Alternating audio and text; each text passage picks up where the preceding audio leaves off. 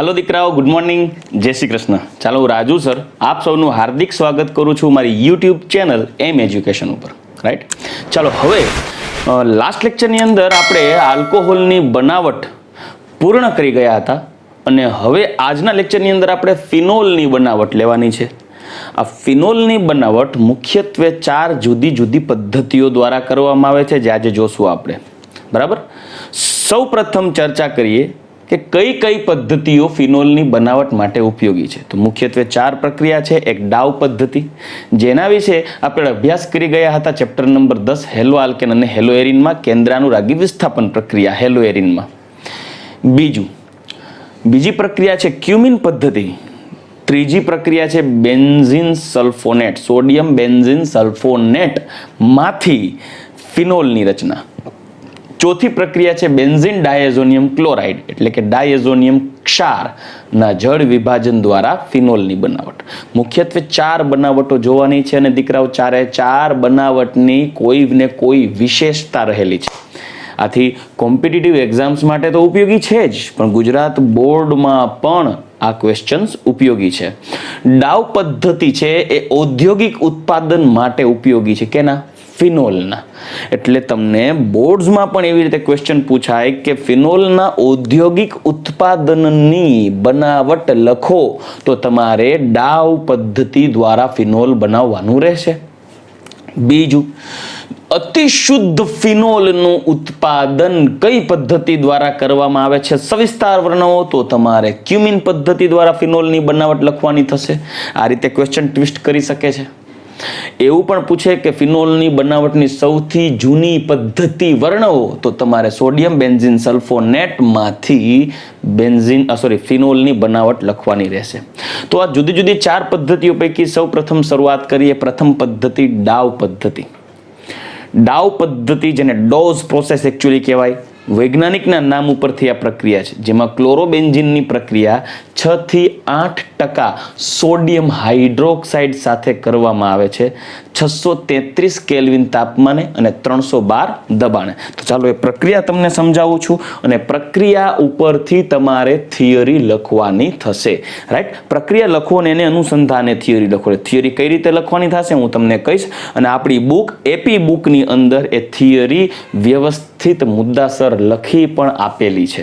એટલે તમે જ્યારે આ અભ્યાસ કરો પછી આપણી એપી બુકમાં તમે અભ્યાસ કરશો તો તેની અંદર 1 by 1 line to line theory લખી દીધી છે।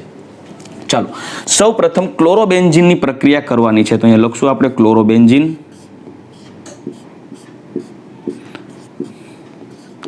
ક્લોરોબેન્ઝીન ની 633 કેલ્વિન તાપમાને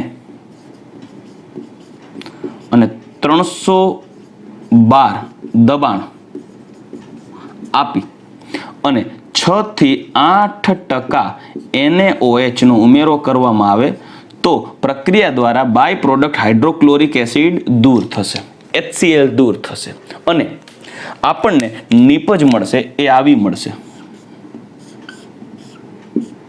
મતલબ અહીંયાથી આ Cl અને અહીંયાથી આ H, HCl બાય પ્રોડક્ટ મળશે એટલે લખી દીધું છે -HCl અને અહીંયા આપણે નિપજ મળશે O Na પ્લસ જેને કહેશું સોડિયમ ફિનોક્સાઇડ।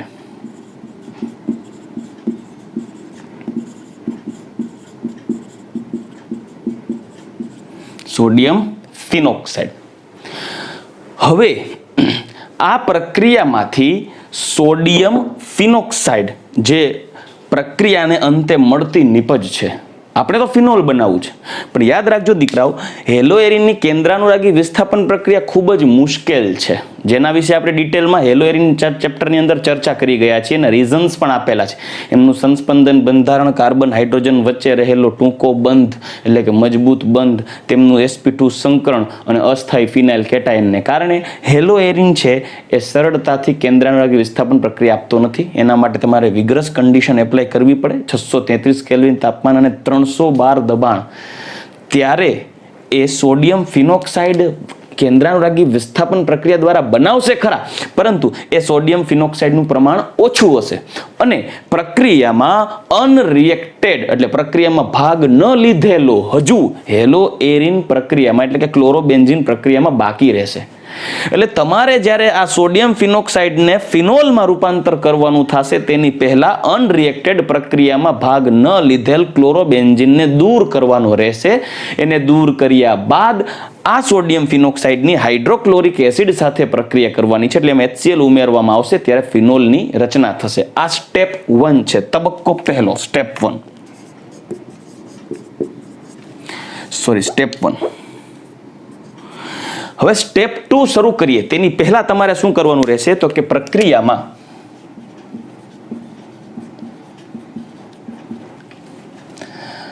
ભાગ લીધા વગર વિનાનો ક્લોરોબેન્ઝીન દૂર કરવાનો છે. એટલે કે દૂર કર્યા બાદ HCl નો ઉમેરો કરતા ફિનોલ મળશે. દીકરાઓ, આ પ્રક્રિયા ઔદ્યોગિક ઉત્પાદન માટે વપરાય છે, ફિનોલની ઔદ્યોગિક ઉત્પાદન. એટલે તમારે શું કરવું છે, સ્ટેપ 2 શરૂ કરો એની પહેલા અનરિએક્ટેડ ક્લોરોબેન્ઝીનને દૂર કરવાનું છે. અને હવે સ્ટેપ 2 તરફ આગળ વધીએ તો આપણી પાસે જે આ સોડિયમ ફિનોક્સાઇડ છે જેની પ્રક્રિયા કરવાની છે હાઇડ્રોક્લોરિક એસિડ સાથે HCl, તો પ્રક્રિયાથી અહીંયાથી H અને અહીંયાથી અહીંયાથી Na અને અહીંયાથી Cl દૂર થશે, -NaCl, અને પ્રક્રિયાને અંતે આપણને મળશે ફિનોલ.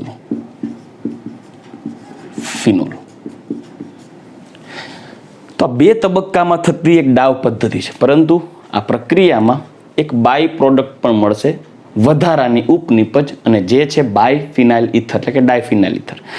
એ ખાસ ધ્યાનમાં રાખવા જેવો મુદ્દો છે કે પ્રક્રિયામાં ડાયફિનાઇલ ઇથર ઉપનિપજ તરીકે મળે છે.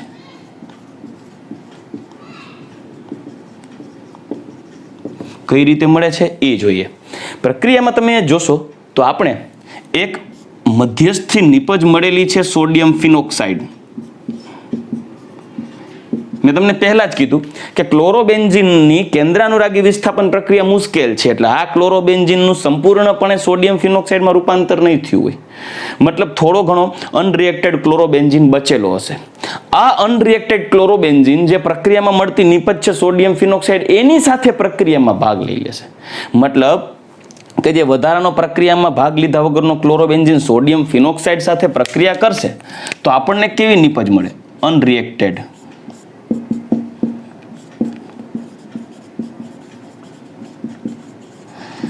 તો NaCl દૂર થશે, બાય પ્રોડક્ટ, અહીંયાથી Cl, અહીંયાથી Na, અને આપણને નિપજ કંઈક આવી મળશે, O, જેને કહેવાય ડાયફિનાઇલ ઇથર.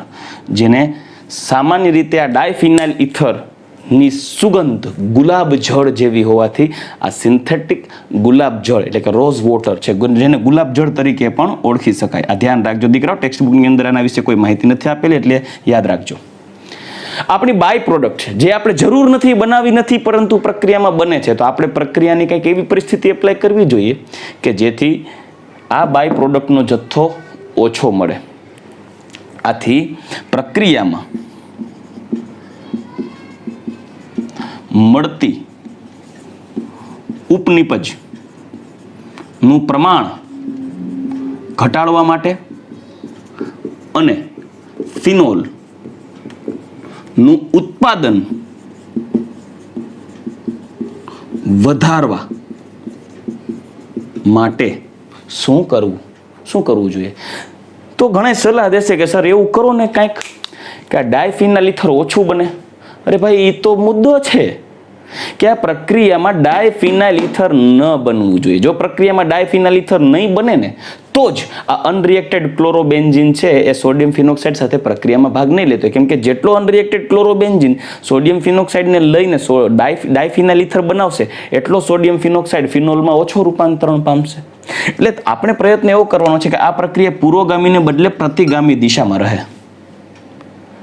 જો આ પ્રક્રિયામાં પહેલેથી જ પ્રક્રિયા જ્યારે આપણે શરૂઆત કરીએ ને દીકરાઓ, ત્યારે પહેલેથી જ એની અંદર ડાયફિનાઇલ ઇથર નાખી દો તો લ સેટેલિયરના સિદ્ધાંત, લ ચોટલીવાળાનો સિદ્ધાંત, રાઈટ, લ સેટેલિયરનો સિદ્ધાંત ક્યાં પડી ગયા છે? ઇક્વિલિબ્રિયમ ચેપ્ટર નંબર 7 ધોરણ 11. લ સેટેલિયરના સિદ્ધાંત અનુસાર તમે પહેલેથી જ આ નિપજ એની અંદર ઓલરેડી બહારથી ઉમેરેલી હશે તો પ્રક્રિયામાં નિપજનો જથ્થો વધુ હોવાથી પ્રક્રિયા પ્રતિગામી દિશામાં આગળ વધશે, અને પ્રતિગામી દિશામાં આગળ વધે એટલે કે પ્રક્રિયામાં ક્લોરોબેન્ઝીન જે અનરિએક્ટેડ છે એ સોડિયમ ફિનોક્સાઇડ સાથે પ્રક્રિયા કરવાનું વલણ ઓછું રાખશે. આથી આ સોડિયમ ફિનોક્સાઇડ અનરિએક્ટેડ જ રહેશે, જે ક્લોરોબેન્ઝીન સાથે પ્રક્રિયા સરળતાથી નહીં કરે, કેમ કે એમાં ડાયફિનાઇલ ઇથર ઓલરેડી અવેલેબલ છે, પ્રક્રિયા પ્રતિગામી દિશામાં થાય. આથી વધુ જથ્થામાં સોડિયમ ફિનોક્સાઇડનું ફિનોલમાં રૂપાંતરણ કરી શકાય. આથી ડાયફિનાઇલ ઇથરનો જથ્થો ઘટાડવા અને ફિનોલ પ્રોડક્ટ વધારવા માટે તો આપણે પ્રક્રિયામાં પહેલેથી ડાયફિનાઇલ ઇથરનો ઉમેરો કરવામાં આવશે કે જેથી લ સેટેલિયરના સિદ્ધાંત અનુસાર પ્રક્રિયા પ્રતિગામી દિશામાં રહેશે અને સોડિયમ ફિનોક્સાઇડ અનરિએક્ટેડ રહેશે, રાઈટ. તો ઉત્પાદન વધારવા માટે પ્રક્રિયામાં પહેલેથી ડાયફિનાઇલ ઇથર નો ઉમેરો કરતા પ્રક્રિયા પ્રતિગામી દિશામાં રહેશે. કેના અનુસાર? લ શેટેલિયર તથા ફિનોલ ને વધુ ઉત્પાદિત કરી શકાય.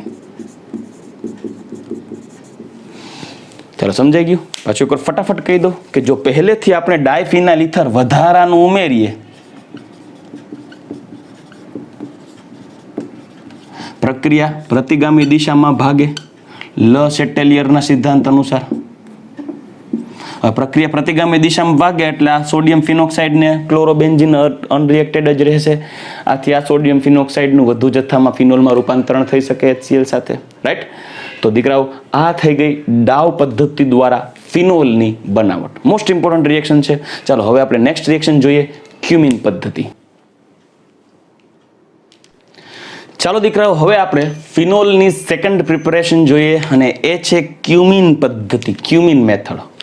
ક્યુમિન એક સામાન્ય નામ છે કોઈ એક પદાર્થનું અને જેનું IUPAC નામ થાય આઇસોપ્રોપાઇલ બેન્ઝીન અથવા તો તેને સેકન્ડરી પ્રોપાઇલ બેન્ઝીન પણ કહેવાય. તો આ રીતે તમે ક્યુમિન બનાવી અને ક્યુમિનનું ઓક્સિડેશન કરી અને તેની એસિડ સાથેની પ્રક્રિયા દ્વારા તમે ફિનોલની રચના કરી શકો. આ પ્રક્રિયા ખૂબ ઓછી ખર્ચાળ છે અને આ પ્રક્રિયા દરમિયાન મળતા ફિનોલની પ્યોરિટી સૌથી વધારે છે, એટલે કે અતિશુદ્ધ ફિનોલ બનાવી શકાય. આથી જો તમારે અતિશુદ્ધ ફિનોલ અને ઓછી ખર્ચાળ પદ્ધતિ દ્વારા જો ફિનોલનું ઉત્પાદન કરવું હોય તો તમે ક્યુમિન પદ્ધતિનો ઉપયોગ કરી શકો છો.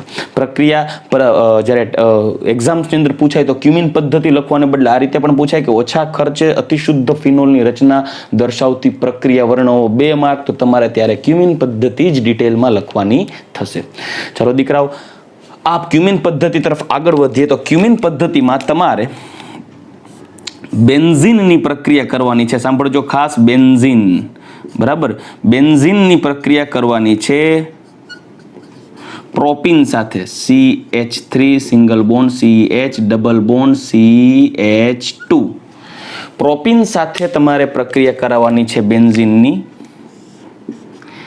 H3PO4 ફોસ્ફોરિક એસિડ ઉદ્દીપકની હાજરીમાં, એસિડ ઉદ્દીપકની હાજરીમાં 523 કેલ્વિન તાપમાને તમે પ્રક્રિયા કરાવશો તો પ્રક્રિયાથી એસિડ ઉદ્દીપકની હાજરીને કારણે યોગશીલ પ્રક્રિયા થશે બેન્ઝીનમાં, અને બેન્ઝીનનો હાઇડ્રોજન અહીંયા કાર્બન સાથે જોડાશે, અને આ કાર્બન જે એકચ્યુઅલી પાઈ બોન્ડ તૂટશે ને ત્યારે પોઝિટિવ ચાર્જ ડેવલપ થશે. બે જગ્યાએ થાય. આપણે જોઈ ગયા છીએ માર્કોનિકોવના નિયમ અનુસાર પાઈ બોન્ડ તોડો, કાં તો એક હાઇડ્રોજન બેન્ઝીનનો હાઇડ્રોજન જો આ કાર્બન સાથે જોડાય તો અહીંયા પ્લસ આવે, અને બેન્ઝીનનો હાઇડ્રોજન જો બીજા કાર્બન સાથે જોડાય તો પહેલા કાર્બન ઉપર પ્લસ આવે. પણ કાર્બોકેટાયનમાં કયો કાર્બોકેટાયન સ્ટેબલ હોય? સેકન્ડરી. પ્રાઇમરી કરતાં સેકન્ડરી સ્ટેબલ હોય એટલે કાર્બોકેટાયનની રચના બીજા કાર્બન ઉપર સરળતાથી થશે, અને આ બીજા કાર્બન બેન્ઝીનના કાર્બન સાથે જોડાય અને એક નિપજ આપશે, જે હું એ લખીશ CH single bond CH3 CH3, જે આઇસોપ્રોપાઇલ બેન્ઝીન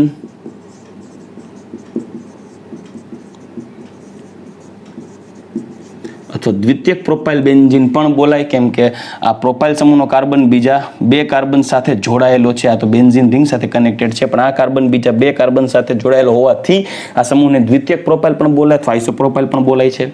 આઇસોપ્રોપાઇલ બેન્ઝીન જેનું પ્રચલિત નામ છે ક્યુમિન. દીકરાઓ યાદ રાખજો, જ્યારે તમને આ રીતે પ્રશ્ન પૂછાય ક્યુમિન માટે તો આ જ બનાવટ કરવાની છે. હા, તમે આઇસોપ્રોપાઇલ બેન્ઝીન બીજી રીતે પણ બનાવી શકો છો.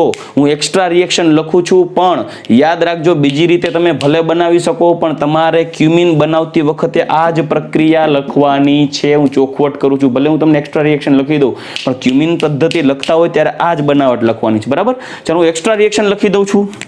જો બેન્ઝીનની પ્રક્રિયા બીજી રીતે, જો બેન્ઝીનની પ્રક્રિયા CH3 CH2 CH2 Cl સાથે કરવામાં આવે, ક્લોરોપ્રોપેન સાથે 1 ક્લોરોપ્રોપેન સાથે નિર્જળ AlCl3 ઉદ્દીપકની હાજરીમાં, એટલે FC આલ્કાઇલેશનની પ્રક્રિયા થઈ. તો ફ્રીડલક્રાફ્ટ આલ્કાઇલેશનની પ્રક્રિયા થશે, એટલે અહીંયા લખું છું, પછી ભૂસી નાખી CH3 CH2 CH2 Cl. ત્યારે આમાં વિષમ વિભાજનની ઘટના થશે. એસિડ ઉદ્દીપકની હાજરી છે AlCl3, તો અહીંયા પ્લસ થશે, Cl માઇનસ રિલીઝ થશે. પરંતુ એસિડ ઉદ્દીપકની હાજરીને કારણે આપણે હેલો આલ્કેન અને હેલોએરિનમાં પણ ચર્ચા કરી ગયા છીએ કે કાર્બોકેટાયનનું રીએરેન્જમેન્ટ કેવી રીતે થાય. JEE નીટના એક્સ્ટ્રા લેક્ચરમાં પણ ડિસ્કશન કરી ગયા છે. આ જ ચેપ્ટરમાં આગળ ડિસ્કશન કરી ગયા છે ફિનોલની બનાવટ સમયે, આલ્કોહોલની બનાવટ સમયે, કે કાર્બોકેટાયન હોય, આ પ્રાથમિક કાર્બોકેટાયન છે, બરાબર, અને એસિડ ઉદ્દીપક હોય તો એસિડ ઉદ્દીપકની હાજરીમાં કાર્બોકેટાયન રીએરેન્જ પામી અને વધુ સ્થાયી કાર્બોકેટાયનમાં રૂપાંતરણ પામે. તો આ રીએરેન્જમેન્ટ દ્વારા વધુ સ્થાયી કાર્બોકેટાયનમાં રૂપાંતરણ પામશે અને Cl માઇનસ રિલીઝ થશે, જે કેન્દ્ર અનુરાગી તરીકે વર્તી અને ઇલેક્ટ્રોન અનુરાગી તરીકે વર્તી અને ઇલેક્ટ્રોન અનુરાગી વિસ્થાપન પ્રક્રિયા આપશે બેન્ઝીન સાથે. એટલે જો તમે બેન્ઝીન સાથે આ પ્રક્રિયા કરેલી હોય તો બેન્ઝીન સાથે આ સેકન્ડરી પ્રોપાઇલ કાર્બોકેટાયન બની પ્રક્રિયામાં ભાગ લેશે. સેકન્ડરી કાર્બોકેટાયન સ્થાયી હોય, જે બેન્ઝીનના હાઇડ્રોજનને સબસ્ટિટ્યુટ કરશે અને આપણને નિપજ કઈ આપશે? CH3 આઇસોપ્રોપાઇલ બેન્ઝીન વત્તા આ એક H અને હાઇડ્રોજનનો Cl, HCl બાય પ્રોડક્ટ બનશે. દીકરાઓ આ ક્વેશ્ચન નીટની અંદર 2 વાર પૂછાયેલો છે. 2 વાર. શું કરવાને? કારણ કે ઘણા વિદ્યાર્થીઓ ભૂલ કરી અને એક ઓપ્શન આપની સમક્ષ એક્ઝામમાં આવું પણ રાખવામાં આવે, CH2 CH3 normal propyl benzene, અને એક હોય આઇસોપ્રોપાઇલ બેન્ઝીન. પરંતુ આપની સમક્ષ આ આપેલો હોય નોર્મલ પ્રોપાઇલ ક્લોરાઇડ, તો ઘણા વિદ્યાર્થીઓ ઉતાવળમાં, બની શકે આવડતું હોય પણ ઉતાવળમાં આ જ નોર્મલ પ્રોપાઇલ કેટાયનને બેન્ઝીન ઉપર સેટલ કરીને આ ઓપ્શન ટીક કરે. પણ રિયાલિટી એવી છે કે આ ખોટું છે, આ સાચું છે, કારણ કે રીએરેન્જમેન્ટ થાય છે. હા, નો ડાઉટ. આને બદલે જો અહીંયા આવું એડ કરેલું હોય CH3 CH3 અને Cl અને નિર્જળ AlCl3, તો આ નિપજ મળે. કેમ કે આ બંધ તૂટશે એટલે અહીંયા કાર્બોકેટાયન પ્લસ જ સેકન્ડરી થવાનો છે, ટર્સરી તો પોસિબલ નથી. એટલે જો સેકન્ડરી પ્રોપાઇલ ક્લોરાઇડ અને ફ્રીડલક્રાફ્ટ આલ્કાઇલેશન કરો તોય ક્યુમિન બને. પ્રાઇમરી આલ્કાઇલ હેલાઇડ હોય અને ફ્રીડલક્રાફ્ટ આલ્કાઇલેશન કરો તોય નોર્મલ પ્રોપાઇલ ક્લોરાઇડ થી ક્યુમિન જ બનશે ફ્રીડલક્રાફ્ટ આલ્કાઇલેશન દ્વારા. અને ત્રીજી એક મેથડ આ પણ છે કે જો પ્રોપીન દ્વારા તમે ઇલેક્ટ્રોન અનુરાગી યોગશીલ પ્રક્રિયા કરાવશો તો યોગશીલ પ્રક્રિયા એસિડ ઉદ્દીપકની હાજરીમાં 523 કેલ્વિન તાપમાને કરશો તો પણ ક્યુમીન જ બનશે. આથી આ પ્રક્રિયા તમે કરશો એટલે આ પ્રક્રિયાને અંતે નિપજ તો આપણને આ જ મળવાની છે, ક્યુમીન. યાદ રાખજો, આ એક્સ્ટ્રા રિએક્શન છે, નીટ માટે ઇમ્પોર્ટન્ટ છે, JEE નીટ માટે, કેમ કે ઘણીવાર પૂછાયેલી છે. આપણે એકચ્યુઅલી ધોરણ 11 ની અંદર હાઇડ્રોકાર્બન ચેપ્ટર ભણતા હતા. એમાં એરોમેટિક સંયોજનોની જ્યારે ઇલેક્ટ્રોન અનુરાગી વિસ્થાપન પ્રક્રિયામાં ફ્રીડરક્રાફ્ટ આલ્કાઇલેશન જોતા હતા ત્યારે આવી પ્રક્રિયા મેં લખાવેલી જ છે. છતાં હું અહીંયા તમને ક્લિયર કરી દઉં છું, બરાબર, કે તમારે આ જ પ્રક્રિયા લખવાની છે ફિનોલની બનાવટ માટે ક્યુમિન પદ્ધતિ દ્વારા. કેમ કે એ ક્યુમિન પદ્ધતિ જ્યારે ડેવલપ કરવામાં આવેલી છે સાયન્ટિસ્ટ દ્વારા, ત્યારે આ મેથડનો યુઝ કરેલો છે. તો ક્યુમિન બની ગયું. હવે એ ક્યુમિન માં ઓક્સિડેશન પ્રક્રિયા કરી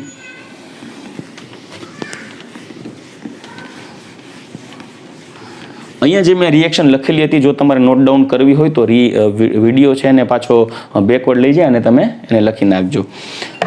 હવે ક્યુમિનમાં આ એક ક્યુમિન તો બની ગયું. હવે ક્યુમિનનું ઓક્સિડેશન કરવાનું છે. હું ક્યુમિન થોડું અલગ રીતે લખીશ. CH3 અહીંયા H, આ ક્યુમિન જ છે.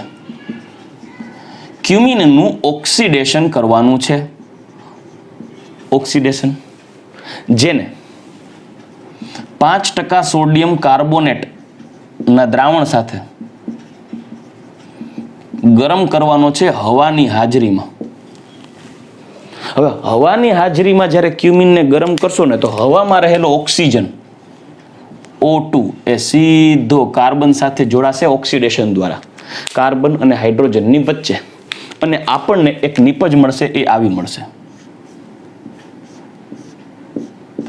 દીકરા, મોસ્ટ ઇમ્પોર્ટન્ટ રિએક્શન છે બોર્ડ માટે અને કોમ્પિટિટિવ એક્ઝામ્સ માટે પણ. આ વર્ષના JEE ના પેપરમાં આ ટોપિકમાંથી પ્રશ્ન પૂછાયેલો છે ઓનલાઈન એક્ઝામની અંદર. H તમે જોઈ શકો છો, આ બે ઓક્સિજન છે, આ બે ઓક્સિજન છે, એ C અને H વચ્ચે ઘૂસી ગયા છે ક્યુમિનની અંદર, અને ઓક્સિડેશન થયું છે, અને ઓક્સિડેશન લખી નાખ્યું છે.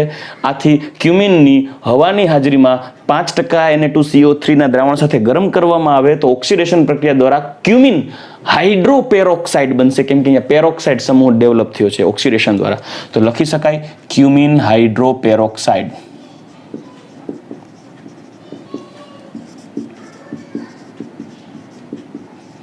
ચાલો, રેડી. અને આ ક્યુમિન હાઇડ્રોપેરોક્સાઇડ ને મંદ H2SO4 સાથે ગરમ કરવામાં આવે તો પ્રક્રિયા દ્વારા આ કાર્બન અને બેન્ઝીન રિંગના કાર્બન વચ્ચેનો બંધ તૂટી સીધો ઓક્સિજન ઉપર ડેવલપ થશે, અને આ સિગ્મા બોન્ડ કાર્બન અને ઓક્સિજન વચ્ચે શિફ્ટ થશે. એટલે આપણને બે નિપજ મળશે. એક બેન્ઝીન રિંગ OH એટલે કે ફિનોલ વત્તા propanone CH3 C double bond O CH3. જોઈ શકો છો CH3 C double bond O CH3. આ બોન્ડ અહીંયાથી તૂટી ગયો, અહીંથી તૂટી ગયો એટલે CH3 CO CH3. તો આ એસિટોન અથવા તો પ્રોપેનોન જે નોન પોલાર સોલ્વન્ટ પણ છે,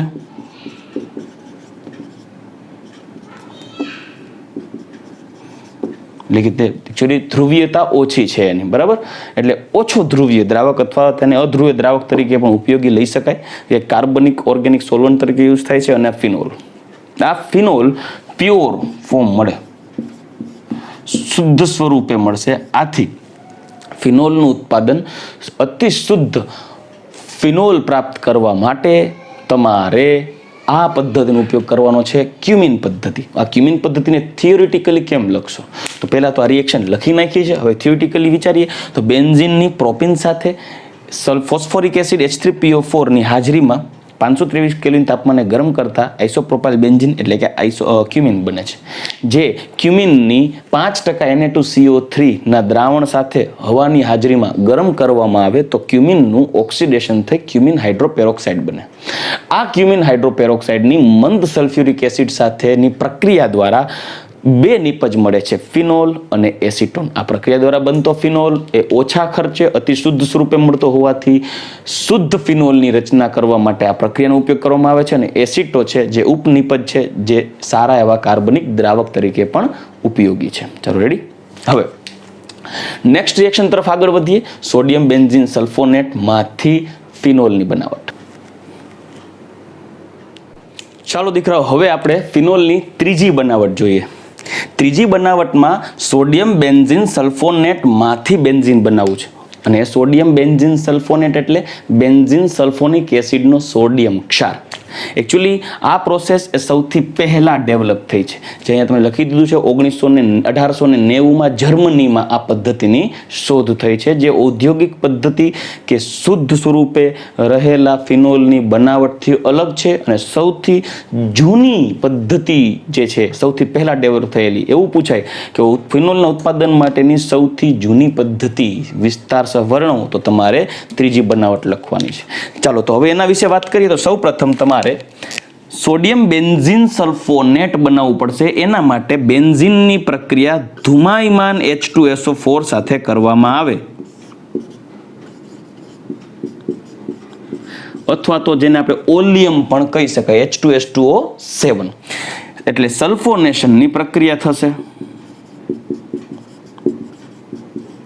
353 કેલ્વિન તાપમાને પ્રક્રિયા કરવાથી પાણીનું અણુ દૂર થઈ અને બનશે બેન્ઝીન સલ્ફોનિક એસિડ. આ પ્રક્રિયા વિશે આપણે ધોરણ 11 ચેપ્ટર નંબર 13 હાઇડ્રોકાર્બનમાં પણ અભ્યાસ કરી ગયા છીએ. SO3H જેને કહેવાય બેન્ઝીન સલ્ફોનિક એસિડ. ચલો રેડી. હવે આ બેન્ઝીન સલ્ફોનિક એસિડની પ્રક્રિયા કરવામાં આવે NaOH સાથે. તો આ NaOH છે બેઝ અને બેન્ઝીન સલ્ફોનિક એસિડ છે એસિડ. તો એસિડ અને બેઝ વચ્ચે પ્રક્રિયા થાય તો સ્વાભાવિક છે ક્ષાર અને પાણી બને. તો આ એસિડનો H અને NaOH નો OH પ્રક્રિયામાં દૂર થશે પાણી સ્વરૂપે અને આપણને બનશે સોડિયમ બેન્ઝીન સલ્ફોનેટ, એટલે કે બેન્ઝીન સલ્ફોનિક એસિડનો સોડિયમ ક્ષાર SO3 Na+, જેને કહેવાય સોડિયમ બેન્ઝીન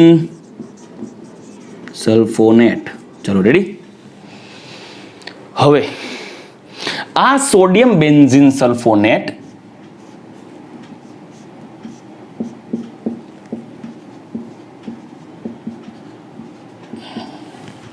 જેને વધુ 2 મોલ NaOH સાથે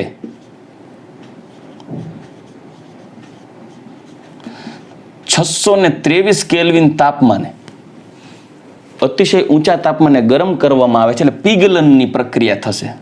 એટલે NaOH સાથે સોડિયમ બેન્ઝીન સલ્ફોનેટ પીગળશે અને પીગળી અને આપણને નિપજ મળશે sodium phenoxide O Na+, sodium phenoxide.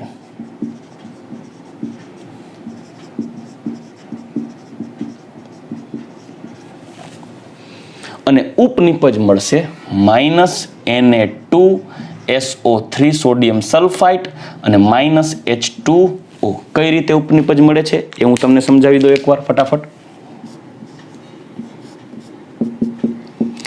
SO3Na plus 2 mall NaOH અહીંયા લખીશ NaOH, જે પૈકી એક ઉપનિપજ મળે છે Na2SO3, બીજી ઉપનિપજ મળે છે H2O, જ્યારે ONA એ સીધો બેન્ઝીન રિંગ સાથે કનેક્ટ થાય છે. રેડી. હવે આ સોડિયમ ફિનોક્સાઇડની HCl સાથે હાઇડ્રોક્લોરિક એસિડ HCl સાથે પ્રક્રિયા કરવામાં આવે, એટલે એમાં HCl નો ઉમેરો કરવામાં આવે તો આ સોડિયમ ફિનોક્સાઇડ છે ન્યુટ્રલાઇઝ થઈ જશે અને -NaCl થશે. મતલબ HCl નો Cl અને સોડિયમ ફિનોક્સાઇડ નો સોડિયમ દૂર થઈ અને આપણને મળશે ફિનોલ. બહુ સિમ્પલ પ્રોસેસ છે દીકરાઓ, ફિનોલ. તો આને તમે થિયોરિટિકલી કેવી રીતે રજૂ કરશો તો કે ભાઈ બેન્ઝીનની ધુમાયમાન H2SO4 સાથે 353 કેલ્વિન તાપમાને પ્રક્રિયા કરવામાં આવે તો પાણીનું અણુ દૂર થઈ સલ્ફોનેશનથી બેન્ઝીન સલ્ફોનિક એસિડ બને. જેની NaOH સાથે પ્રક્રિયા કરવામાં આવે તો તે બેઝ હોવાથી એસિડ અને બેઝ વચ્ચેની પ્રક્રિયાથી ક્ષાર સોડિયમ બેન્ઝીન સલ્ફોનેટ એટલે કે બેન્ઝીન સલ્ફોનિક એસિડનો સોડિયમ ક્ષાર બને અને પાણીનું અણુ દૂર થાય. જેની પ્રક્રિયા વધુ પ્રમાણમાં NaOH સાથે 623 કેલ્વિન તાપમાને પ્રક્રિયા કરી અને પીગાળી અને પ્રક્રિયા કરવામાં આવે તો પીગલનની પ્રક્રિયા થઈ અને Na2SO3 સોડિયમ સલ્ફાઇટ અને પાણીનું અણુ દૂર થઈ અને સોડિયમ બેન્ઝીન સલ્ફોનેટ માંથી સોડિયમ ફિનોક્સાઇડ મળે છે.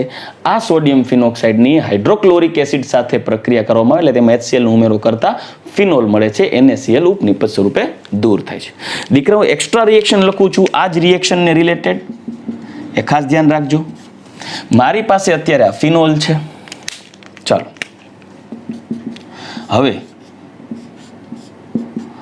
ફિનોલની પાછી સલ્ફોનેશનની પ્રક્રિયા કરવામાં આવે છે ધુમાયમાન H2SO4 સાથે સલ્ફોનેશન. તો સલ્ફોનેશનની પ્રક્રિયા કરતા આપણને બે નિપજ મળશે. એક OH SO3H ortho hydroxy benzene sulphonic acid plus OH SO3H para hydroxy benzene sulphonic acid. એક ortho hydroxy benzene sulphonic acid એક para hydroxy benzene sulphonic acid. હવે એમની પ્રક્રિયા કરવામાં આવે NaOH એકી સાથે 3 મોલ નાખી દઉં છું. ઊંચા તાપમાને ડાયરેક્ટ ગરમ જ કરી નાખું છું સીધું એટલે એ સોડિયમ ક્ષાર બની અને સીધો પ્રક્રિયા આગળ વધારશે. -2 moles of H2O -Na2SO3 similar reaction અહીંયા પણ બતાવીશ. તો આ SO3H માંથી OH બની જશે સીધું. આ જ રિએક્શન કન્ટિન્યુ થાય. SO3H માંથી પહેલા મધ્યસ્થી આમાં શું બનશે સોડિયમ સોલ્ટ અહીંયા Na અને ત્યારબાદ HCl નો ઉમેરો કરવામાં આવશે એટલે ભેગું આપણે HCl નાખી પણ દઈએ જે આપણે આગળ વિચારશું. તો આમાં HCl નો ઉમેરો થશે એટલે સીધું શું બનશે ફિનોલ. એક OH અને બીજો અહીંયા OH. અહીંયા સેકન્ડ સ્ટેપમાં અહીંયા 1 કરું છું અને સેકન્ડ સ્ટેપમાં લખશું HCl એટલે HCl નો ઉમેરો. સોરી અહીંયા નીચે લખી દઉં છું. આ બની જશે કેટેકોલ અથવા 1,2 બેન્ઝીન 1,2 ડાયોલ રાઈટ. અને જો આ પ્રક્રિયા similar para hydroxy benzene sulphonic acid માટે વિચારીએ તો આ બની ગયું ક્વિનોલ રાઈટ. પણ જો તમારે રિસોર્સિનોલ બનાવવું હોય રિસોર્સિનોલ તો કાંઈ નથી કરવાનું. મારી પાસે બેન્ઝીન સલ્ફોનિક એસિડ હોય SO3H જેનું પુનઃ સલ્ફોનેશન કરવાનું છે ધુમાયમાન H2SO4 સાથે. તો પ્રક્રિયાથી આપણને મેટા સોલ્ટ બનશે SO3H મેટા ડાયસલ્ફોનિક એસિડ. અહીંયા ઓર્થો ને પેરા સ્થાને બેન્ઝીન સલ્ફોનિક એસિડમાં SO3H સમૂહ એટલે જોડાયેલો છે કેમ કે OH નું સલ્ફોનેશન કરીએ છીએ અને OH છે ઓર્થો અને પેરા ડાયરેક્ટિવ છે. જ્યારે આ SO3H મેટા ડાયરેક્ટિવ છે એટલે એનું સલ્ફોનેશન કરવાથી બીજો SO3H મેટા સ્થાને જોડાશે.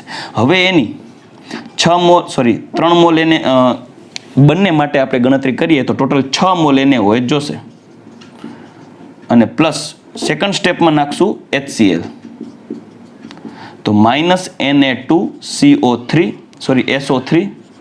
-H2O પાણીના અણુઓ દૂર થશે અને પ્રક્રિયાથી આપણને જે નિપજ મળશે એ બંને SO3H OH માં રૂપાંતરિત થઈ જશે. ડાયરેક્ટ તમારે પ્રોડક્ટ લખવાની થશે ઇન્ટરમીડિયેટ લખવાની જરૂર નથી. અને નિપજ સ્વરૂપે જે મળે છે એને કહેવાય રિસોર્સિનોલ. ચાલો રેડી. તો દીકરાઓ આ ત્રીજી બનાવટ થઈ ગઈ ફિનોલની બનાવટ. એની અંદરથી આપણે એક્સ્ટ્રા રિએક્શન્સ જોઈ ગયા છીએ JEE ના નીટ માટે. હવે ચોથી અને નાનકડી બનાવટ રહી ડાયઝોનિયમ ક્ષારમાંથી ફિનોલની બનાવટ. અને ત્યાર પછી એક નાનકડો ટોપિક જોશું અને એ છે આલ્કોહોલની ઔદ્યોગિક ઉપયોગિતા એટલે કે મિથેનોલ અને ઇથેનોલની બનાવટ. દીકરાઓ આ ટોપિક આપણા NCERT ના સિલેબસમાંથી ગુજરાત બોર્ડે આ વર્ષે ડિલીટ કરેલો છે. કયો? આલ્કોહોલની ઔદ્યોગિક ઉત્પાદન માટે. ફિનોલના ઉત્પાદન નહીં, આ તો છે જ સિલેબસમાં, પણ આલ્કોહોલના ઔદ્યોગિક ઉત્પાદનનો ટોપિક છે એટલે કે જેનો ઔદ્યોગિક ઉપયોગિતા છે એ ડિલીટ કરેલો છે, એટલે આપણે ટૂંકમાં એનો સાર સમજી લેશું. તો એ પોઈન્ટને પણ અત્યારે આપણે ડિસ્કસ કરીએ. ચાલો દીકરાઓ, હવે આપણે ચર્ચા કરીએ ફિનોલના ઉત્પાદનની ચોથી પદ્ધતિ, બેન્ઝીન ડાયએઝોનિયમ ક્ષારમાંથી ફિનોલ. સૌ પ્રથમ આપણે બનાવવું પડશે બેન્ઝીન ડાયએઝોનિયમ ક્ષાર. તો પ્રાથમિક એરોમેટિક એમાઇન એનિલિન, જેને આપણે એનિલિન તરીકે ઓળખીએ છીએ, એમિનો બેન્ઝીન એનિલિન. રેડી. હવે એ એનિલિન ની પ્રક્રિયા ડાયએઝોટાઇઝેશન કરવાની થશે, એટલે કે NaNO2 plus 2 moles of hydrochloric acid સાથે પ્રક્રિયા કરવામાં આવે છે. ડાયએઝોટાઇઝેશન. ડાયએઝોટાઇઝેશનની પ્રક્રિયા 273 થી 278 કેલ્વિન એટલે કે 0 થી 5 ડિગ્રી સેલ્સિયસ જેટલા નીચા તાપમાને કરવામાં આવે ત્યારે -NaCl -2 મોલ્સ ઓફ H2O થઈ અને આપણને નિપજ મળશે benzene diazonium chloride. N triple bond, N અહીંયા આવશે પ્લસ અને અહીંયા Cl માઇનસ, જે આયોનિક બંધથી જોડાયેલો હોય. Benzene diazonium chloride. ચલો રેડી. આ બેન્ઝીન ડાયએઝોનિયમ ક્લોરાઇડનું એસિડ ઉદ્દીપકની હાજરીમાં જળ વિભાજન કરવામાં આવે છે, એટલે H2SO4 ઉદ્દીપકની હાજરીમાં જળ વિભાજન કરવામાં આવશે ત્યારે આ H2O નો H અને બેન્ઝીન ડાયએઝોનિયમ ક્લોરાઇડનો Cl ઉત્પન્ન થશે બાય પ્રોડક્ટ તરીકે, એટલે કે HCl ઉત્પન્ન થશે. અહીંયાથી નાઇટ્રોજન દૂર થશે એટલે કે N2 ગેસ, જ્યારે અહીંયા રહેલો OH બેન્ઝીન રિંગ સાથે જોડાઈ જશે અને આપણને નિપજ મળશે ફિનોલ. તો આ રીતે તમે ફિનોલનું ઉત્પાદન કરી શકો છો બેન્ઝીન ડાયઝોનિયમ ક્ષારનો ઉપયોગ કરી. પરંતુ આ બેન્ઝીન ડાયઝોનિયમ ક્ષાર ઓરડાના તાપમાને સ્થાયી ન હોવાથી તમારે ફ્રેશ બનાવવું પડશે 0 થી 5 ડિગ્રી સેલ્સિયસ એટલે કે 273 થી 278 કેલ્વિન તાપમાને એનિલિનના ડાયએઝોટાઇઝેશન દ્વારા. રાઈટ. આ ડાયએઝોટાઇઝેશનની પ્રક્રિયા આપણે સેન્ડમેયર પ્રક્રિયામાં જોઈ ગયા છીએ હેલો આલ્કેન અને હેલો એરિન ચેપ્ટરની અંદર. તો અહીંયા આપણે આ ફિનોલની 4 બનાવટો પૂર્ણ કરીએ અને હવે એક એક્સ્ટ્રા ટોપિક લઈએ જે આ વખતે ગુજરાત બોર્ડે ડિલીટ કરેલો છે, પણ એના વિશે આપણે માહિતી લેવી જરૂરી છે. કોમ્પિટિટિવ એક્ઝામ વિશે કોઈ ક્લિયરિફિકેશન કરેલું નથી કે એવા ટોપિક્સ પૂછાશે કે નહીં. તો ફટાફટ એક નજર નાખી લઈએ. ઔદ્યોગિક રીતે મુખ્યત્વે 2 આલ્કોહોલ વધુ યુઝફુલ છે, એક મિથેનોલ અને એક ઇથેનોલ. મિથેનોલની વાત કરીએ તો મિથેનોલ છે એ કાસ્ટ સ્પિરિટ અથવા તો કાર્બિનોલ તરીકે પણ ઓળખી શકાય છે. કાસ્ટ સ્પિરિટ, જેને વુડ સ્પિરિટ પણ કહેવાય, જેની ઔદ્યોગિક બનાવટ જળવાયુ CO અને 2H2 જળવાયુની ઝિંક ઓક્સાઇડ અને Cr2O3 જે સોલિડ છે, કેટાલિસ્ટ છે, તેની સરફેસ ઉપર થતી પ્રક્રિયા યાદ હોય તો આપણે ચેપ્ટર નંબર 5 સરફેસ કેમેસ્ટ્રી પૃષ્ઠ રસાયણ વિજ્ઞાનની અંદર ઉદ્દીપકમાં વર્ણાત્મકતા, બરાબર, એટલે સક્રિયતા અને વર્ણાત્મકતાના પોઈન્ટની અંદર વર્ણાત્મકતામાંનો ઉપયોગ કરેલો હતો. CO અને H2 સાથેની પ્રક્રિયાથી મિથેનોલ બનાવી શકાય, ફોર્માલ્ડિહાઇડ પણ બનાવી શકાય. રેડી. તો આ મિથેનોલ અને મિથેન પણ બનાવી શકાય જો નિકલ કેટાલિસ્ટ યુઝલી કરીએ તો. રેડી. તો જળવાયુની ZNO અને Cr2O3 ની હાજરીમાં 573 થી 673 કેલ્વિન તાપમાને અને 200 થી 300 વાતાવરણ દબાણે પ્રક્રિયા કરવામાં આવે તો મિથેનોલ બને, જેનું ઉત્કલન બિંદુ 337 કેલ્વિન છે અને સ્વભાવે ઝેરી છે. જેથી જો એનું સેવન કરવામાં આવે તો અંધાપો આવે. જો વધુ જથ્થામાં સેવન કરવામાં આવે તો શ્રવણ શક્તિ અને જોવાની શક્તિ દૂર થાય અને વ્યક્તિ કોમામાં પણ જઈ અને પરમેનન્ટલી કોમામાં રહી અને મૃત્યુ પણ પામી શકે છે. રેડી. આ ઉપરાંત મિથેનોલની ઉપયોગિતાની ચર્ચા કરીએ તો એક સારો એવા રંગક માટે પણ ઉપયોગી છે, તેમાં દ્રાવક તરીકે. તો એ લખેલું છે કે ભાઈ રંગ અને વાર્નિશિંગના દ્રાવક તરીકે. વાર્નિશ એટલે વુડમાં મારવામાં આવતો કલર, બરાબર. તો એ વાર્નિશમાં અને રંગ માટે દ્રાવક તરીકે અને ફોર્માલ્ડિહાઇડની બનાવટમાં પણ ઉપયોગી છે. બીજું એક ઉપયોગી જો પદાર્થ લઈએ આલ્કોહોલ તો એ છે ઇથેનોલ. 351 કેલ્વિન એનું ઉત્કલન બિંદુ છે, મીઠી સુગંધ ધરાવે છે અને તે પીવામાં પણ તેનો ઉપયોગ કરવામાં આવે છે. રેડી. અને રંગવિહીન, બાષ્પશીલ, વોલેટાઇલ અને જેને કહેવાય કે જ્વલનશીલ પ્રવાહી પણ છે, ફ્લેમેબલ.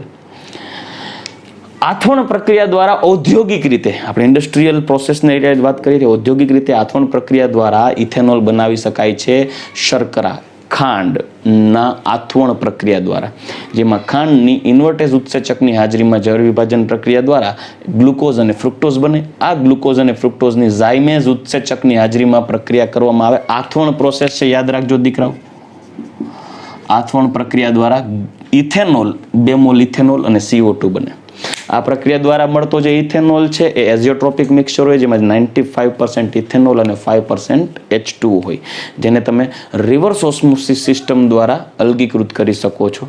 પ્રતિપરાસરણ જેને કહેવાય. રેડી.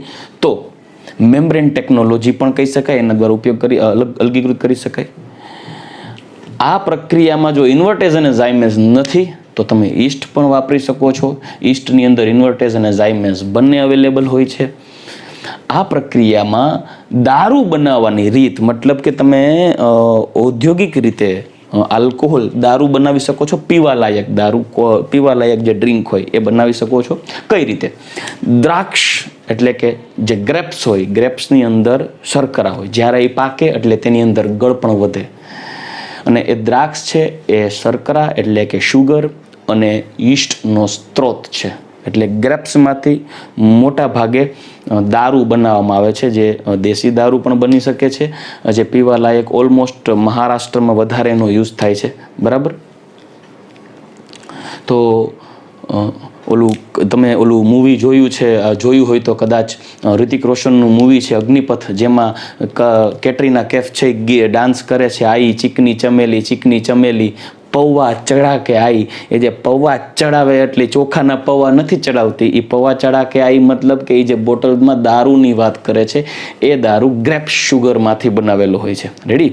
તો એ દ્રાક્ષ શર્કરામાં શર્કરા અને ઈસ્ટનો સ્ત્રોત છે દ્રાક્ષ. હવે જ્યારે દ્રાક્ષ પાકે ત્યારે તેને મસળવામાં આવે, ચેપવામાં આવે દ્રાક્ષના જથ્થાને. કેમ કે દ્રાક્ષની અંદર વધારે જથ્થામાં શર્કરા હોય અને દ્રાક્ષની સપાટી ઉપર ઈસ્ટનું ફોર્મેશન થયું હોય. એની સપાટી ઉપર દ્રાક્ષની છાલમાં ઈસ્ટ જોવા મળે. આથી જ્યારે એને મસળવામાં આવે ત્યારે દ્રાક્ષની અંદર રહેલી શર્કરા અને સપાટી ઉપર રહેલો ઈસ્ટ આ બંને ભેગા થશે અને જ્યારે એને અજારક શ્વસન કરાવવામાં આવે, અજારક શ્વસન એટલે હવાની હાજરીમાં, બાહ્ય ઓક્સિજનની હાજરીમાં અજારક શ્વસન કરાવવામાં આવે ત્યારે એ ઈસ્ટની હાજરીમાં, કેમ કે ઈસ્ટમાં મેં કીધું ઇન્વર્ટેઝ અને ઝાયમેઝ બંને હોય, તો એ અજારક શ્વસનથી આલ્કોહોલની રચના થશે. પરંતુ એ જ્યારે આલ્કોહોલ રચાય છે દ્રાક્ષમાંથી ત્યારે 14% કે તેના કરતાં વધારે આલ્કોહોલ બને ને ત્યારે એટલો આલ્કોહોલનો જથ્થો ઝાયમેઝની ક્રિયાને અવરોધે. અને ઝાયમેઝની ક્રિયાને અવરોધે એટલે 14% કરતાં વધુ આલ્કોહોલ એ લિક્વિડમાં બની શકે નહીં. આથી એ જે લિક્વિડ હોય, જેને આપણે દ્રાક્ષનો રસ જેને આપણે કહીએ, બરાબર, એ દ્રાક્ષના રસમાં 14% કરતાં વધુ આલ્કોહોલ ન હોય. આથી એ લિક્વિડ પીવા લાયક હોય, જે વ્યક્તિની ભૂખ પણ ઉઘાડે છે. દ્રાક્ષાસવ નામની દીકરાઓ આયુર્વેદિક દવા છે, દ્રાક્ષાસવ. એ દ્રાક્ષાસવ એ એક પ્રકારનો આલ્કોહોલ જ છે, જે વ્યક્તિઓ જ્યારે દ્રાક્ષાસવ પીએ ત્યારે એની ભૂખ ઉઘડે છે, અને ભૂખ ઉઘડે એટલે વધુ ખાય, વધુ ખોરાક ખાય એટલે વજનમાં પણ વધારો થાય. આથી ડૉક્ટર આયુર્વેદિક દવા દ્રાક્ષાસવ પણ ઘણી વખત પ્રિસ્ક્રાઇબ કરતા હોય છે. ત્યારે એ ડૉક્ટર એ લખી દીધું હોય ત્યારે દ્રાક્ષાસવ નામની દવા આવે, જેની રોજ 1 ચમચી કે 2 ચમચી પીવાથી ભૂખ ઉઘડે, કેમ કે બોડીમાં આલ્કોહોલ જશે એટલે ભૂખ વધશે. રેડી. કેમ કે એમાં 14% કરતાં વધુ આલ્કોહોલ નહીં જ હોય. શા માટે? કારણ કે એમાં 14% કરતાં વધુ આલ્કોહોલ થાય ત્યારે એ જે દ્રાક્ષમાંથી ઉત્પન્ન થયેલો જે યીસ્ટ છે, છાલના યીસ્ટ છે, એમાં ઝાયમેઝની ક્રિયા અવરોધાય, ઉત્સેચકીય અવરોધક તરીકે વર્તશે આલ્કોહોલ. હવે એ આલ્કોહોલ છે, એ જે દ્રાક્ષાસવ દવા છે ને, એ પણ કાળા કલરની બોટલમાં હશે. એટલે દ્રાક્ષનું જે આલ્કોહોલ છે એ કાળા કલરની બોટલમાં હશે. જો એ હવાના સંપર્કમાં આવશે અને એમાં ઓક્સિજન એડ થઈ જશે એટલે ખુલ્લો રહેશે, તો ખુલ્લો રહેલો એ દારૂ, એ આલ્કોહોલ હવાના સંપર્કમાં આવતા ઓક્સિડેશન પામશે અને ઇથેનોઇક એસિડમાં રૂપાંતર થશે એટલે એની ખાટાશ વધી જશે, એનો સ્વાદ રહેશે નહીં, પીવા લાયક રહેશે નહીં. હવે બીજી વાત, જો એ આલ્કોહોલને તમારે પીવા લાયક નથી રહેવા દેવું, મતલબ તમારે ઇન્ડસ્ટ્રીયલ યુઝ પર્પઝથી યુઝ કરવો છે, હવે એ પીવા લાયક ન રહે એના માટે તમારે આલ્કોહોલનું વિકૃતિકરણ કરવું પડે, ડિનેચરેશન, મતલબ પીવા લાયક ન રહેવો જોઈએ. એના માટે શું હોય, એની અંદર કોપર સલ્ફેટનો ઉમેરો કરવામાં આવે તો કોપર સલ્ફેટને કારણે તે આલ્કોહોલનો રંગ બદલી જાય, અને પિરિડિનનો ઉમેરો કરવામાં આવે તો પિરિડિન નપુંસકતા પણ પ્રેરે અને પિરિડિન એકદમ દુર્ગંધદાયક લિક્વિડ હોય. આથી આલ્કોહોલમાં પિરિડિન ઉમેરવામાં આવે તો એક તો કોપર સલ્ફેટને કારણે રંગ બદલે અને પિરિડિનને કારણે એકદમ દુર્ગંધદાયક લિક્વિડ બને જે પીવા યોગ્ય રહેતું નથી, જેને આલ્કોહોલ એટલે કે ઇથેનોલનું વિકૃતિકરણ પણ કહેવાય. હાલમાં ઇથેનોલની બનાવટ મોટે ભાગે ઇથિનના જલીયકરણ દ્વારા જ કરવામાં આવે છે. તો દીકરાઓ, આ પોઈન્ટને તમને તમારી સમક્ષ મેં લખી દીધેલું છે કે ભાઈ દ્રાક્ષ એ શર્કરા અને ઈસ્ટનો સ્ત્રોત છે. દ્રાક્ષ પાકી જાય ત્યારે તેમાંથી વધુ શર્કરા અને તેની છાલમાં ઈસ્ટ ઉત્પન્ન થાય છે. જ્યારે દ્રાક્ષને કચડવામાં આવે ત્યારે બંને મિશ્ર થાય, એટલે કે શર્કરા અને ઈસ્ટ બંને મિશ્ર થતા આથવણ થાય છે, જે અજારક શ્વસન છે, યાદ રાખજો. આલ્કોહોલની 14% કરતાં વધી જાય, એટલે કે આલ્કોહોલનું પ્રમાણ 14% કરતાં વધી જાય નું પ્રમાણ 14% કરતાં વધી જાય ત્યારે ઝાયમેઝની ક્રિયા અવરોધાય છે અને જો આથવણ મિશ્રણમાં હવા ભળે તો ઇથેનોઇક એસિડમાં રૂપાંતર થાય, જે આલ્કોહોલના સ્વાદને નષ્ટ કરે. એટલે ઓલમોસ્ટ જે આલ્કોહોલ હોય એમાં 14% જ ઇથેનોલ હોય, બાકી લિક્વિડ હોય, પાણી હોય. બરાબર. આલ્કોહોલનું વિકૃતિકરણ, આલ્કોહોલમાં કોપર સલ્ફેટ રંગીન બનાવવા માટે તથા પિરિડિન દુર્ગંધયુક્ત પ્રવાહી ભેળવતા આલ્કોહોલની પીવા લાયક રહેતું નથી. શા માટે આલ્કોહોલ પીવા લાયક નથી રહેતું? કેમ કે તે દુર્ગંધદાયક રંગીન લિક્વિડ બનશે. બરાબર. હાલમાં ઇથેનોલનો વધુ જથ્થો ઇથિનના જલીયકરણ દ્વારા જ બનાવાય છે. ચાલો, તો આજની તારીખમાં આપણે આલ્કોહોલની બનાવટ અને ફિનોલની બનાવટ અહીંયા પૂર્ણ કરી ગયા. નેક્સ્ટ લેક્ચરની અંદર આપણે રાસાયણિક ગુણધર્મ તરફ આગળ વધશું. તો ત્યાં સુધી દીકરાઓ રજા લઈશ. ગુડ બાય, ટેક કેર, જય શ્રી કૃષ્ણ.